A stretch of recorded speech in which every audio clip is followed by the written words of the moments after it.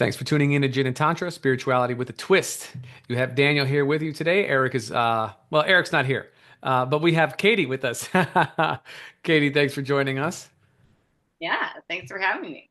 So we are in, I'm not going to say the middle, but we are in this phase of attachments, working with love and desire and sexuality and bonding relationships in a spiritual fashion, using the eyes and the gaze of those who turn their everyday experiences into learning opportunities for them. So we're kind of in the middle of this. So simultaneously, we're having conversations with our friend Phaedra on kind of non-monogamous, more kind of kink-based things. We're having conversations with Eric on the psychological kind of side of attachment, and of course, all of this is the background for our kind of series on Karma Mudra, Kama Sutra, which is taught out of the Buddhist tradition. So everything is going towards these ends, right? The idea of using attachments in a healthy way to improve our lives, improve our own sense of happiness and well-being, because we're going to be engaged with them,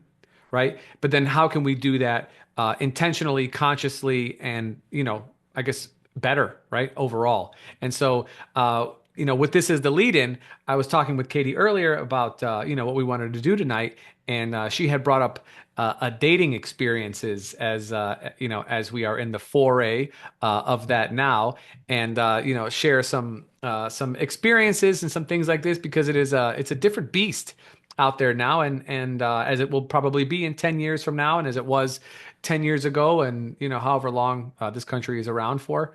So yeah, so I wanted to give you the floor here, and let you start us off.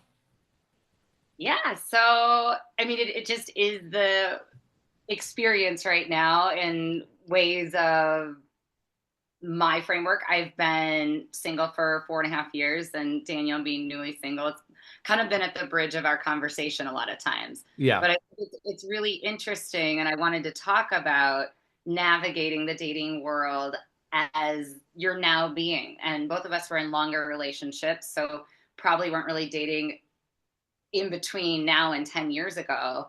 And like you said, like there's different roles of digitization and apps and things like that, but just our inner journey, I think we've been on a spiritual path that whole time and preceding it, but how we've grown and grown forward and how we experience dating now as that spiritually seeking being and wanting to find partners that resonate with us or are Hmm. on their own path that probably won't look the same, but can find a congruency. Yeah. And it's hard out there.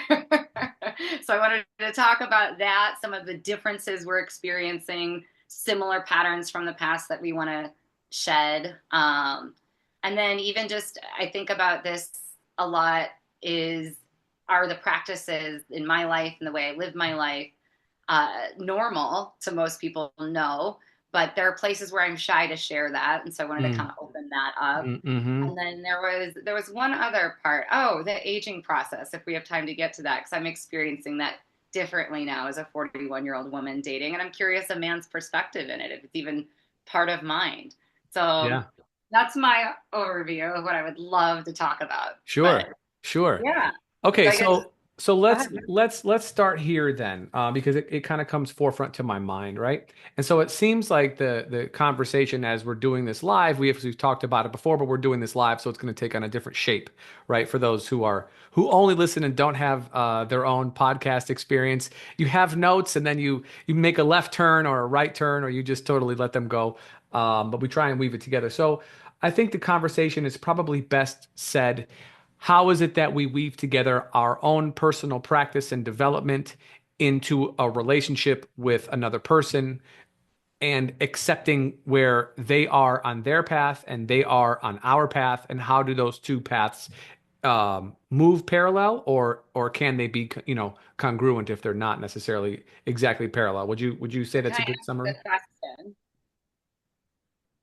Summary, yeah, Yeah, yeah. So yeah, I think that's definitely it. But I think my question, bridging off of that to you, yeah. is what are like the top three, or maybe one most important thing, not that you're looking for in like how they are, but like your experience, how you feel, like what you feel from them or you feel exists in them that you want reflected in yourself. Okay, so I'll answer that by finishing what I was saying earlier. So that is the framework of the kind of like the conversation is that like I think at this point for and again I just speak for myself and I'm gonna maybe speak for people who are listening is that I think and I don't again I can't speak for anybody else but my assumption is that people who are listening are curious to their own internal workings, right, as you are, as I am, and I find it to be ever more important now that I have been out of the dating scene, but and now back in it, that the importance placed upon self-work, self-development, and in particular reflection is one of the most utmost important aspects, characteristics, traits, if you will, of a partner. So that kind of answers one of your questions, right? And the reason the reason for this is that I'm engaged in this myself as you are, and not as a hobby, but as a passion, right? It's something that I am curious about for my own self because I find, and I like to hear what you think, I find that the deeper layers of myself that I can access and unlock, and the things that I can move from unconscious to conscious, allow me to be a more clearer version of myself, as opposed to being I don't know, I don't want to say at the whims of something I'm not aware of, but that's probably the best way I could describe it. What do you mean by that? Or just say more to it? Mm. So, of course, we're growing and we're learning, right? We spend time in retreat, we journal, you do meditation, maybe some other activities, extracurricular activities, you know what I'm saying? But whatever we're using to kind of help cultivate ourselves, all of which are giving us insights, right? In addition to our friends and our relationships, because our people around us can give us back. They can say, hey, do you know that you do this thing? Or do you know that you have this behavior when this comes up? Or do you know what I'm saying? They kind of help us. So by myself engaging in this, I feel like I get, and the more that I'm aware of those things, I get to be myself more easily because I'm aware of my own behaviors and specifically the ones that probably are to my own detriment when I am bothered by something or disappointed or angered or whatever. If I'm not aware of those things, I hesitate to use the word control, but I'm going to say, I'll use one of your words, congruence. I don't have necessarily the congruency that I would like to have with a momentary fleeting emotion versus the actual being that is far more still and accepting underneath. And so I find it to be of, kind of like number one or number two priorities to have that mirrored in a partner in their own way, but that it's very difficult to describe, number one. And even when you can find some language to it, you have to work to get to know somebody in order to put that into a conversation that doesn't seem contrite. So it's difficult. I think one thing I've noticed, and this might be with someone that I don't even end up going on multiple dates or continuing with, but that energetic of feeling congruence, like I'm really in my own congruence in the reflection of this person. And maybe it's because they have something they're really ambitious about or something they're working on. So, like you say, it might not be something I can quite point at or name, but when I leave that person, I feel more motivated in what my next Mm, thing I wanted to do is. And hmm that's the type of person I definitely want to be around, where it's not like they necessarily need to build me up on the thing I'm going to go do. Their energy just holds that. And then I am in mine. And I mm. think that vibration is like so cool. And I'm Yeah. glad you used that in a way of like not being able to describe it, but it's that because that is really hmm important to me. And I wasn't thinking of that as one of my answers. hmm Like the hmm self work, yes, but that energetic resonance, I want to claim that. That's what I Yeah. want to feel with my person. I think the other thing that is been unique about this experience is noticing the way in which I communicate, right? So, what I mean by this is that like people love to text message, right? I can tell you that of all the people that I've met, On the phone, talk to, very few. People will even meet in person before they'll talk on the phone. Oh Whatever. yeah. I would way rather meet in person before I talk to a stranger on the phone. Totally. Right. I, So and I know you're different, and I'm you're like, one of oh these no, you're one of no. these weirdos. That's fine. I Okay. am. I am one of those weirdos. I'm like coffee date 1 hour, and then we decide if we're going on a real date. Sure. That's my MO. Yeah, yeah, it's just an interesting thing. So as you're and people text message all the time. Everybody text messages, But like it's interesting when you write somebody, at least for me, this is how my mind works. And I don't know, audience, please comment because I do love to see how people think or hear how people think. I hear my own voice and I hear my own tenor and I hear my own playfulness in a message with emojis or without. Okay. But then when I send it, it doesn't always land in the way that I had intended it to land, specifically with humor or with stories. And so it's just a very clear reminder that, like, even when your intentions are good or whatever the case is, things still don't get interpreted in the way that you want them, you know? And it's just Yeah. such an interesting learning opportunity to try and refine the process of expression, especially with people who don't know you and are going to just read what you say verbatim and then play it in their mind with their own voice, how they're seeing it.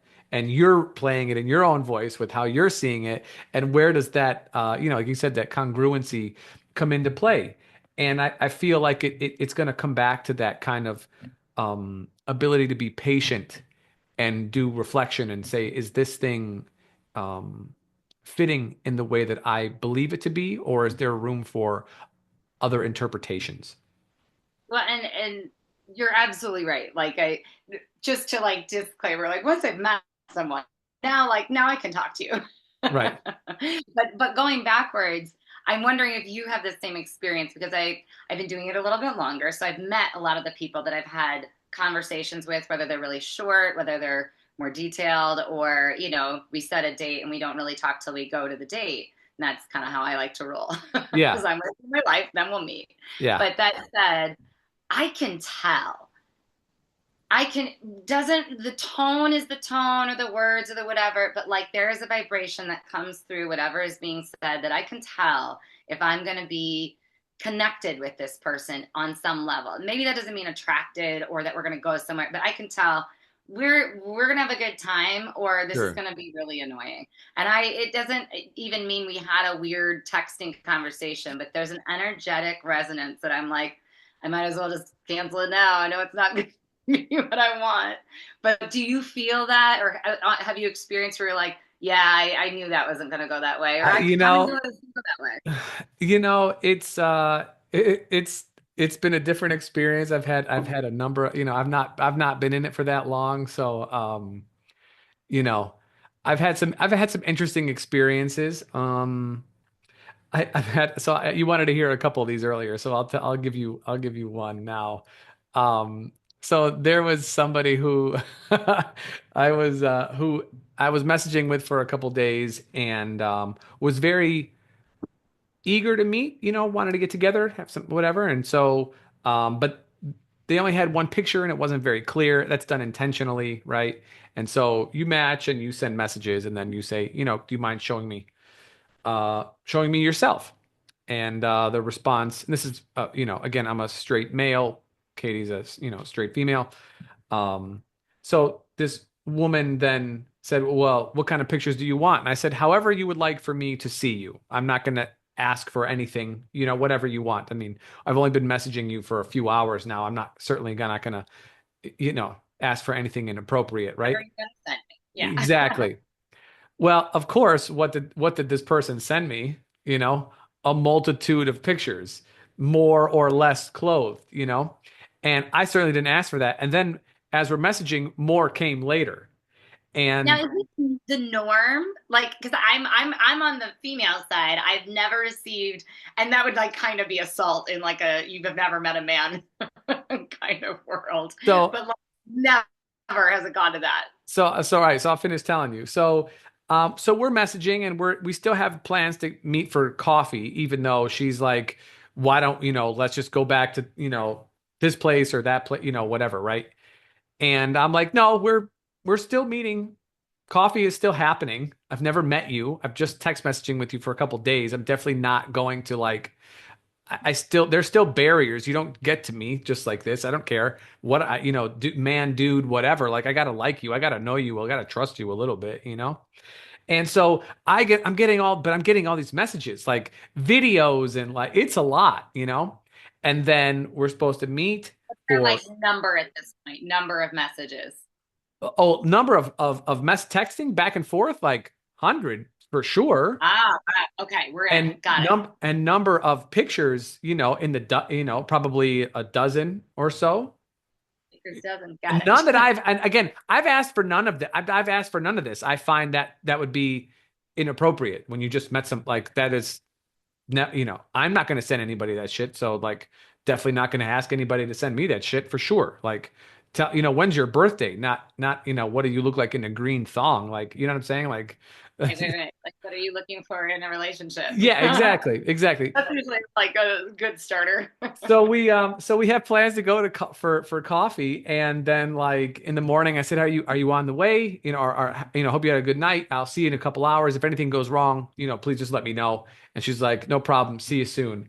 And then just as I'm getting ready to leave, I can't make it. I gotta go take care of my grandmother. This thing like this, and then never heard from her again. Oh, And okay. and so here and so here so I've talked with a couple people about this. Apparently, this is a phenomenon. I don't have the name for it, so I apologize for listeners who are wanting a name, but you probably could look it up. I talked about this with our co-contributor Phaedra, and she said, "Oh, I'm sorry that happened to you. That's a thing." And I'm like, "What?" She goes, "People will send other people messages, pictures, or videos of them naked in order to get praise and feel Mm. good about themselves, and then they ghost you."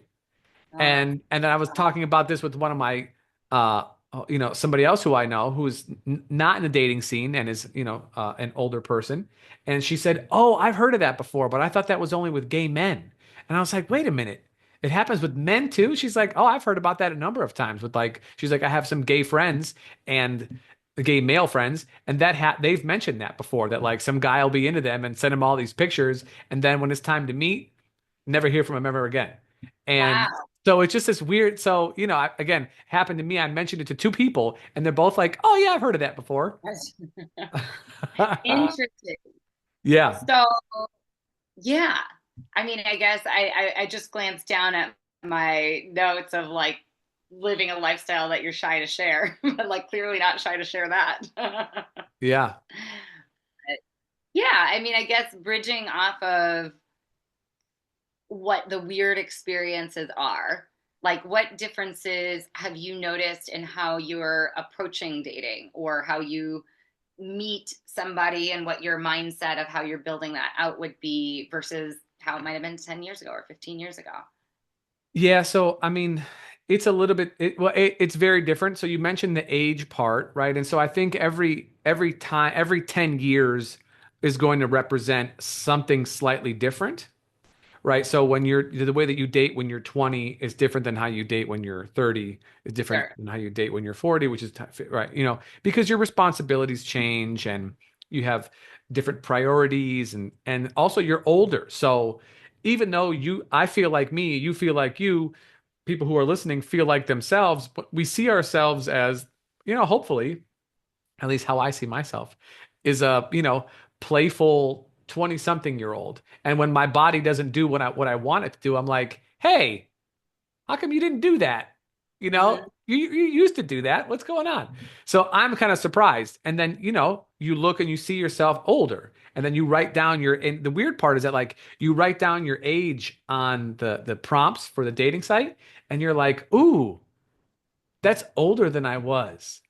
You know what I'm Mm-hmm. saying? And then now people who you would, I say for me, for myself, like the age range of people who I might be interested in, I'm going to be judged based on my height, my age, where I live, what I put down as my profession, my interests on like, do I have children, not children? What's my religion? What are my political views? Do I drink? Do I smoke? Do I take, pills or do I do whatever? And those things are all made filters, and then people filter about what they want and don't want.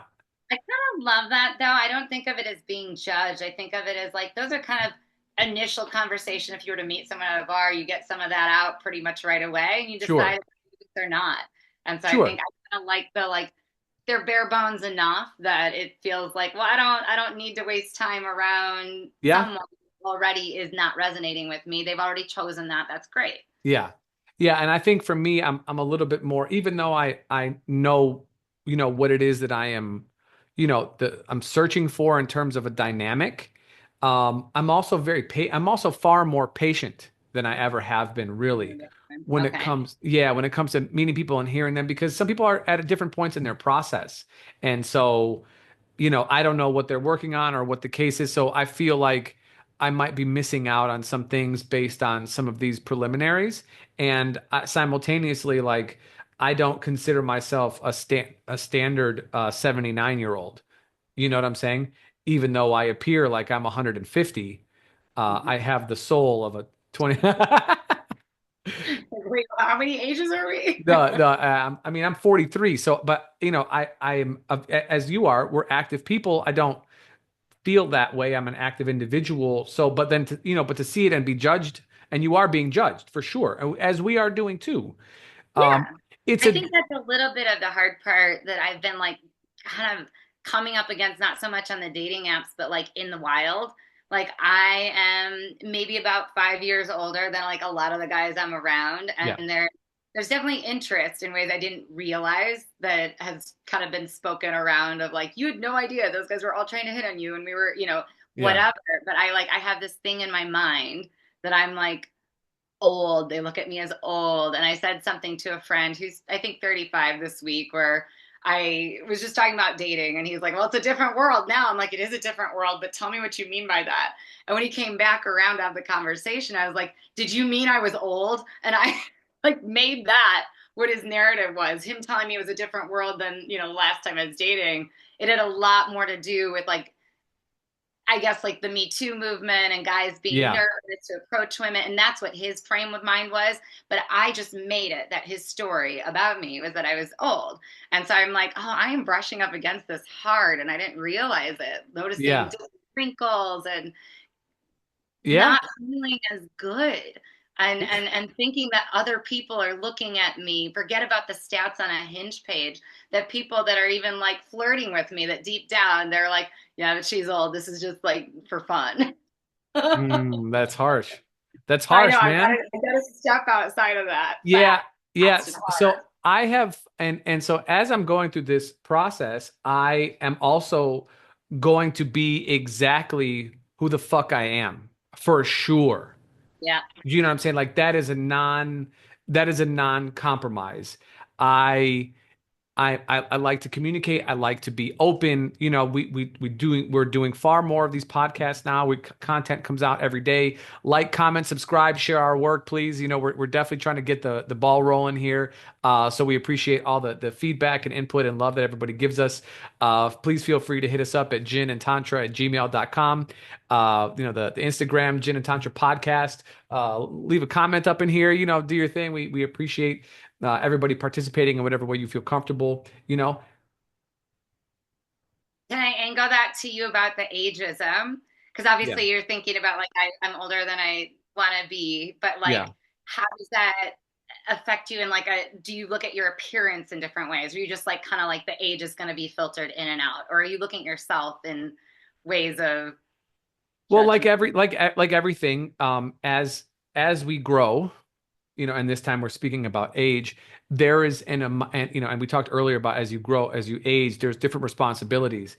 And so I don't have the time that I had when I was in my 20s or early 30s to spend 2 hours at the gym, working out, taking my time, chilling. What I don't have that kind of time. So my, physique, while, not to compliment myself, is better than most people, but it is not up to what I am used to. So therefore, I see myself slightly different. However, that as the external manifestation of this physical incarnation currently is mm, less than the being that I believe that I am proud to have been cultivating over the last 18 years. Right. Yeah. Consciously cultivating So that over the balance. last 18 years. So the part of me that is the shiniest is the internal part. And it doesn't mean that I'm not without faults or flaws, for sure not, right? I definitely have all kinds of bumps and bruises, right? However, you know, you can't present your person through an avatar or just a singular picture or a description or a paragraph. It has to be shared. And that light that we emit can only really be shared in some kind of certain settings when you feel comfortable to be around somebody and they feel comfortable enough to take in what you have to share. And so, in order to get to those kind of more vulnerable moments, you have to play some kind of game. But I believe personally if we have confidence in, that what we bring to the table is special and unique, and worth sharing, then we'll make the appropriate sacrifices in order to build that bridge. What do you think? Well, I think, yeah, I mean, I am going back on actually something you said a couple moments ago, but like just the coming in, like totally myself. It makes it kind of fun. And I go on and off with it, but like this is a big difference for me than when I like dated before. I'm going to like sell myself. Even if I don't like the guy, I'm going to sell myself. And Mm, it's definitely shifted where I'm like, I'm going to play with a friend. And like, I don't know how much that friend likes me or doesn't like me, but like, right. I just come in like I am a talent and a national treasure. And like, Yeah, you love that. That's right. bright That's right. shiny star in the room, and I don't need to dim that, and I don't need to judge you, and you don't need to judge me. We don't need Yeah. to, we're just gonna have normal conversation. It Yeah. definitely is a different aspect of how I'm coming in that makes it not like an interview because they Mm, completely meet me on that.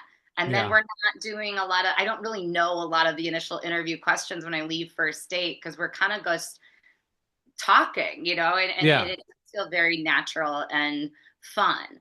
But and even if not interested, but I'm definitely not finding uh that deeper connection very easily. And I've Hmm. also noticed over the years, like I used to say, like I could definitely be with someone who wasn't like in a spiritual process themselves, and I really could, and I was, and I also now experience that not being the case for myself. um it doesn't have to be loud. It doesn't have to be, Sure. practice Sure. their career, but that there's a faith, there's a belief in them. Yeah. I definitely in the app, if it says atheist, I just go out of it and it's an X because I've gone on those dates and I'm like a zoo animal to them if I say anything, and so I'm already not feeling right. And now I just know not to like push into that because I kind of had gone on those dates like, oh, they'll change. Right.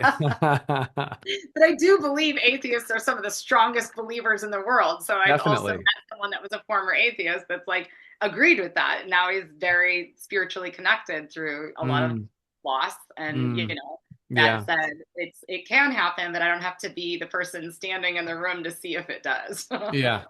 That It's those are things that kind of became non-negotiables that I didn't realize, but I don't filter out for it in the world. It's just what's around me in the yeah. world. Yeah.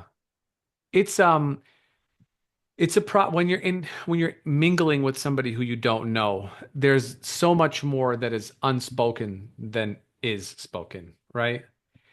I think as you get to know people further, you begin to know that, and so you can have a deeper query and say what else do you mean by that, and they will feel probably comfortable to express more deeply, and so then you can be like, oh, that's why I feel the certain way because you haven't really gotten to the place where you're speaking without filter, right?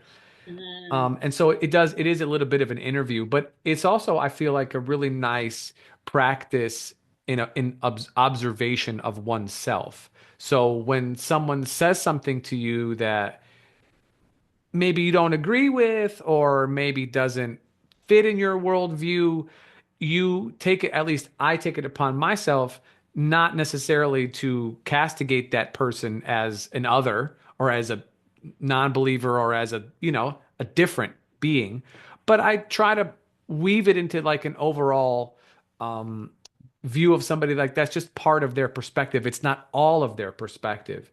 And so I like to take a stance of like an open focused meditation when I'm sitting with somebody and not to get too drawn into and not to get too drawn in, too excited by anything, right? Just like when we're sitting in a meditation, not to allow yourself to get too drawn away on some thoughts, but to keep it open and allow things to kind of come and go and allow that person to express themselves and be curious as to more, right? To follow along and follow through without getting, again, drawn in I want one way to or another. frame something you said because it was really good. It's not, it's part of their perspective, not their whole perspective. Yes. That's a really good frame in the sense that when we're just meeting somebody, we can, be in the judge seat on accident because you're trying to kind of decide how to spend your time and how to not spend energy in places that you could reserve it for other places. But that idea of they're not even sharing, they're trying to share a layer and us getting caught on a tendril of it could Hmm. build out a story that's not really true because there are deeper layers the more we get Yeah. to know people. So I just like that as a quotation to frame. Yeah. Well, and the same for, and the same, yeah, that's right. And I'm hopeful that people will do the same for me, but I don't know, and I can't make assumptions, but I feel like If if they I, don't, I don't need to, that's not who's going to grow together. And so like correct. I think there's so much to like feeling old patterns of rejection that are really workable though. Like, cause it's kind of like, if this isn't what this person is into, I don't want it anyway because I'm so sure of what I am. Yeah. Yeah, no, Think and that feeling goes away ever. it's good to be, there was something that I had written down not that long ago that I will share now, and and I think I might have talked about this before, I think with Phaedra, but I'm going to mention it again because it just seems to fit right here. And it says, this is by Francesco Alberoni. It says, falling in love rearranges all of our priorities, throws the superfluous overboard, projects a glaring light onto what is superficial, and instantly discards it. So I like this, and I think that love in all of its forms is transformative in whatever way. And if you are aware of your own process in it, that it can be transformative for you and the person that, you're engaging with it or the people that you're engaging with it. And so I like to leave open the possibility that I am not the sole author of my particular story, that there is another hand that is writing this as well. And if I am aware of Say myself. that last part again. It glitched on my end, so I just want to be sure it didn't glitch on the Oh, recording. sure. Yeah, I like to take the approach that I am not the sole author of my story, that there is another hand that is co-authoring it simultaneous as I am, you know? Mm-hmm. And I like to leave open the possibility that like there is probably going to be people who influence me differently. Just like when you put different flavors together when you're cooking a soup or a stew or a pie or whatever, things work differently when they're with something else. And every time that we encounter somebody, like you said earlier, sometimes you meet somebody and the resonance of their time with you stays longer than just for the meeting. And hopefully in a good way, right? Not like you want to shower and get bad taste out of your mouth, but like in a That good kind of way. happened too, though. Well, also, Not the like, I just gotta yeah, turmeric on pancakes, probably not a great mix, you know? That actually sounds kind of good. I don't know Okay, what well, analogy you're making, but that sounds delicious. okay, well. Syrup? Ooh. Well, I'm just saying. So Minute I'm turmeric? what I'm saying is that different people bring out different aspects of us, and Don't and work. Okay, I got the analogy. yeah, and that just like depending on who and how you're interacting, that there might be other facets of ourselves that have yet to be unlocked or highlighted, or maybe even could grow with the presence of another. So I try and be patient with that and open to the possibility that I definitely don't have it all figured out because I do know for sure I do not have it all figured out. than an ending. I think so. Yeah. Yeah. It's Let's, like, I was like, I have a whole other concept that just came to mind, but that was a good ending, so I gave it all a right. long pause. We'll talk. This could be kind of like an ongoing thing, dating, Oh and yeah. we could No, just do I was this just once thinking, a and month. you can cut.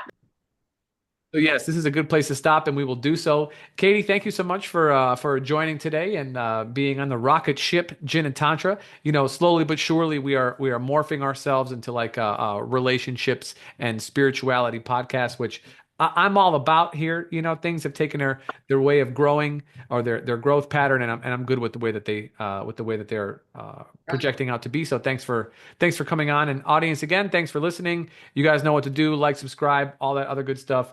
Feel free to hit us up, ginandtantra@gmail.com, Gin and Tantra Podcast on Instagram, or, find one of us on Facebook, send us a message and tell us how much, you know, you like How cookies. sexy our naked pictures are. Also, yes, how sexy our naked pictures are. That's right. That's right.